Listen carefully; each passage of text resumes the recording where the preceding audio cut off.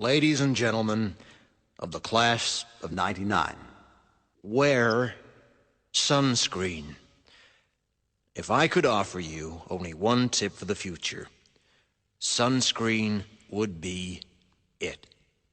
The long-term benefits of sunscreen have been proved by scientists, whereas the rest of my advice has no basis more reliable than my own meandering experience. I will dispense this advice now. Enjoy the power and beauty of your youth. Oh, never mind. You will not understand the power and beauty of your youth until they've faded.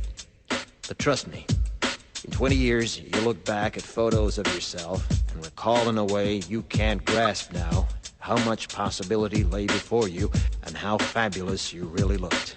You are not as fat as you imagine. Don't worry about the future, or worry, but know that worrying is as effective as trying to solve an algebra equation by chewing bubblegum. The real troubles in your life are apt to be things that never crossed your worried mind, the kind that blindsides you at 4 p.m. on some idle Tuesday. Do one thing every day that scares you. Sing. Don't be reckless with other people's hearts. Don't put up with people who are reckless with yours. Floss. Don't waste your time on jealousy. Sometimes you're ahead, sometimes you're behind. The race is long, and in the end, it's only with yourself. Remember compliments you receive. Forget the insults. If you succeed in doing this, tell me how. Keep your old love letters. Throw away your old bank statements. Stretch. Don't feel guilty if you don't know what you want to do with your life. The most interesting people I know didn't know at 22 what they wanted to do with their lives. Some of the most interesting 40-year-olds I know still don't. Get plenty of calcium. Be kind to your knees. You'll miss them when they're gone. Maybe you'll marry, maybe you won't. Maybe you'll have children, maybe you won't. Maybe you'll divorce at 40. Maybe you'll dance the funky chicken on your 75th wedding anniversary.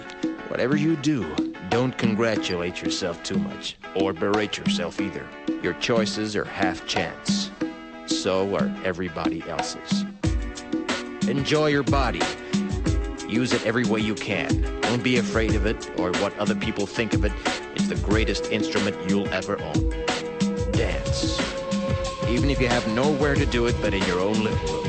Read the directions, even if you don't follow them. Do not read beauty magazines. They will only make you feel ugly.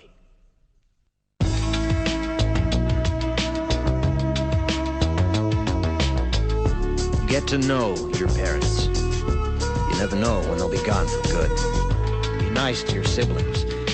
They're your best link to your past and the people most likely to stick with you in the future. Understand that friends come and go, but with a precious few, you should hold on. Work hard to bridge the gaps in geography and lifestyle, because the older you get, the more you need the people you knew when you were young. Live in New York City once, but leave before it makes you hard. Live in Northern California once, but leave before it makes you soft. Travel.